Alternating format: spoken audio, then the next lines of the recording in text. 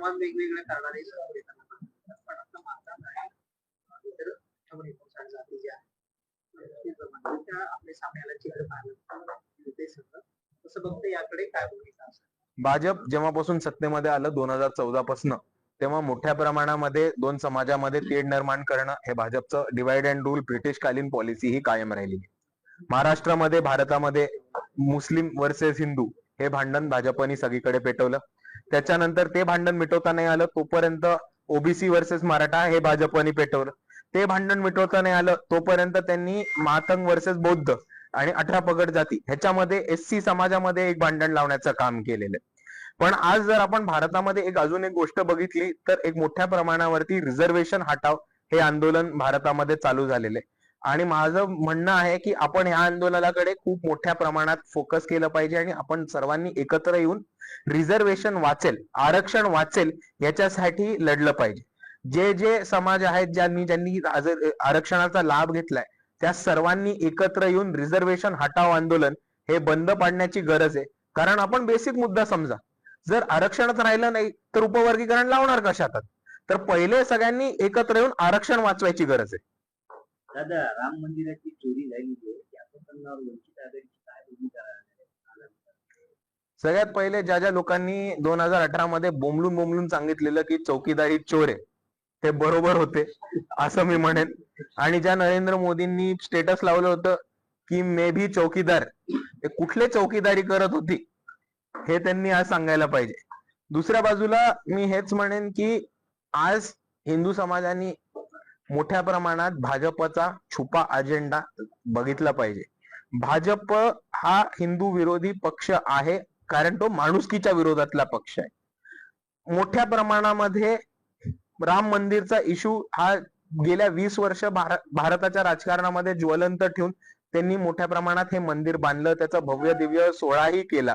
आणि जर ते सोहळ्याच्या 2 वर्षाच्या आतमध्ये त्या मंदिराच्या तिजोरीमधनं चोरी होत असेल तर नेमकं भाजप करतंय काय हा प्रश्न सर्वांनी उपस्थित केला पाहिजे. योगी आदित्यनाथ सीएम आहेत, नरेंद्र मोदी पीएम आहेत, यांनी ह्याच्यावरती कारवाई केली पाहिजे किंवा ह्याच्याशी त्यांचा संबंध आहे की नाही हे त्यांनी उघड केली सांगितलं पाहिजे. शरद पवार जे आहेत ते पंतप्रधानांना जाऊन भेटले, कसं बघता या सगळ्याकडे? कालपर्यंत ते विरोध करत होते, काय म्हणजे ते कालपर्यंत विरोध करत होते, ते कॅमेरावरती विरोध करत होते. ते 2014 पासून भाजपच काम करतायत हे महाराष्ट्राला माहितीये. 2014 मध्ये जेव्हा निवडणूक झाली होती तेव्हा शरद पवारांनी स्टेटमेंट दिलं होतं की भाजपला गरज पडली तर आम्ही बाहेरनं पाठिंबा देऊ, आणि त्यांनी मजबूर केलं होतं उद्धव बाळासाहेब ठाकरेंना भाजप बरोबर 2014 मध्ये युती करायला. आज आपल्यामध्ये अजितदादा पवार नाहीयेत, पण अजितदादा पवारांनीही 2019 मध्ये हे म्हटलं होतं की सकाळची शपथविधी त्यांनी फडणवीसांबरोबर ह्याच्यासाठी घेतली कारण शरद पवारांनी त्यांना पाठवलं होतं. त्याच्या पुढे आपण जाऊन बघितलं तर अर्धे शरद पवारांचे खासदार आमदार हे निवडून आलेले 2022 मध्ये जाऊन भाजपमध्ये जातात आणि भाजपची सत्ता स्थापन करायला मदत करतात. आजही मोठ्या प्रमाणात चर्चा आहे की शरद पवारांचे आमदार हे भाजपमध्ये जाण्याच्या मार्गावरती आहेत, आणि दुसऱ्या बाजूला चर्चा आहे की दोन्ही राष्ट्रवादी विलीन होऊन भाजपमध्ये जाईल की नाही ही एका बाजूला चर्चा आहे.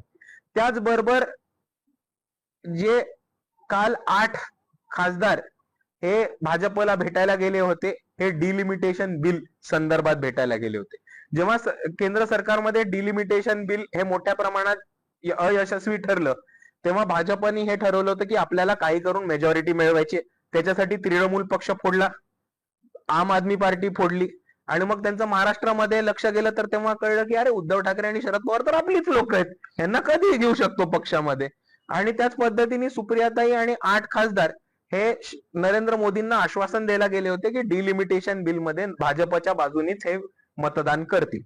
त्याच्याही पुढे मी जाऊन सांगतो की जेव्हा शरद पवार जंतर मंतरला गेले होते विद्यार्थ्यांना पाठबळ द्यायला, तसेच ते जंतर मंतरवरनं पुढे जाऊन नरेंद्र मोदींच्या भेटीला गेले होते. आणि आपल्याला कुठेही समोर आलं नाहीये की शरद पवार म्हटलेत की त्यांनी विद्यार्थ्यांचे मुद्दे नरेंद्र मोदींसमोर ठेवले. ती चर्चा झाली ती बंद दरवाजाच्या मागे झाली. ते बंद दरवाजाच्या मागे नक्की काय चर्चा झाली हे आज आपण सर्वांनी विचारलं पाहिजे. आणि त्याच्याहून महत्वाचा अजून एक मुद्दा जो रिसेंट डेव्हलपमेंट आहे ज्याच्याबद्दल कोणी बोलत नाहीये तो म्हणजे सुप्रियाताईंच्या मुलीचं लग्न. आज सुप्रियाताईंच्या मुलीचं लग्न ज्यांच्याशी झालंय ते मोठे RSS आणि 3 पिढ्या भाजपमध्ये असणार आहेत. ते MLC ला उभे होते आणि राष्ट्रवादी काँग्रेसनी त्यांना बिनविरोध नागपूरमधनं विधान परिषदेवरती पाठवले. आणि एका बाजूला आयुष्यभर पुरोगामित्वाचं नाटक करायचं, राजकारण हे भाजपच्या विरुद्ध करायचं आणि शेवटच्याच टप्प्यामध्ये भाजपच्या घरामध्ये लग्न करायचं, म्हणजे सत्ता भाजपची यो किंवा राष्ट्रवादीची यो, सत्ता, पैसा आणि कारखाना हा पवारांच्याच घरी कसा राहील ह्याची पूर्ण सेटिंग केली आहे. ह्याच्यामध्ये फसलेत ते फक्त बिचारे राष्ट्रवादीचे समर्थक. अमेरिकेहून भारतात आल्यावर अभिजित डिक्केनं हातामध्ये बाबासाहेबांचा फोटो किंवा माय ऑटोग्राफी नावाचं पुस्तक आपण त्याच्यावरती भाष्य केलेलं आहे. तर आता कॉक्रोचला फार मोठं यश मिळालं आणि 12 वर्षामध्ये मोदी कुणापुढेही झुकले नव्हते, त्यांना या कॉक्रोच पुढे झुकावं लागलं, अशी परिस्थिती निर्माण झाली आणि आता हे कॉक्रोच आज झारखंडमध्ये पोहोचलेले आहेत. तर याच्याकडे कसं बघता आणि त्याचं काय तुम्ही अनालिसिस जे मागच्या वेळेला केलं होतं त्याचा काय खुलासा करू इच्छिता? हे बघा, खुलासा मला काही करायची गरज नाहीये, कारण मी फॅक्ट्स मांडलेले आहेत. बाबासाहेबांनी जे पुस्तक लिहिलं नाहीये ते बाबासाहेबांनी पुस्तक लिहिलं नाहीये. खोटं मटेरियल तर आपण बाबासाहेबांच्या नावाने पब्लिश करू नाही शकत, ही एक भूमिका झाली. आणि दुसऱ्या बाजूला जेव्हा हे आंदोलन व्यापक व्हायला लागलं आणि त्याच्याहून महत्वाचं जेव्हा विद्यार्थ्यांवरती अत्याचार, हाणामारी आणि दिल्ली पोलीसकडनं विद्यार्थ्यांवरती ब्रुटल अटॅक झाला, तेव्हा सर्वात पहिले आवाज उठवणारे वंचित बहुजन आघाडी होती. बाळासाहेब आंबेडकर हे दिल्लीला जाऊन आले होते, आणि मग बाळासाहेब आंबेडकर जंतर मंतरला जाऊन आल्यानंतर महाराष्ट्रातल्या इतर नेत्यांची दिल्लीला जायची रांग चालू झाली. जेव्हा अभिजित डिपकेंच्या घरावरती हल्ला होईल अशी बातमी समोर आली आणि त्यांच्या घराबाहेर गोंधळ चालू झाला, तेव्हा वंचित बहुजन आघाडीचे औरंगाबादचे युवा जिल्हा अध्यक्ष सतीशदादा गायकवाड हे सर्वात पहिले तिथे पोहोचले होते आणि त्यांनी ही भूमिका घेतली होती की अभिजित डिपकेंच्या आई वडिलांना कोणताही धक्काबुक्की किंवा कोणताही त्रास होणार नाही. आणि अभिजित डिपकेंच्या आई वडिलांचं बोलणं हे त्यांनी बाळासाहेब आंबेडकरांशी तिकडच्या तिकडे करून दिलं होतं. आणि त्याच्याहून महत्वाचं, जेव्हा दिल्लीमध्ये लाठीचार्ज, वॉटर कॅनन्स आणि टिअर गॅसचा मोठा वापर विद्यार्थ्यांवरती केला, तेव्हा महाराष्ट्र बंद करण्याचं काम हे वंचित बहुजन आघाडीने केलं होतं.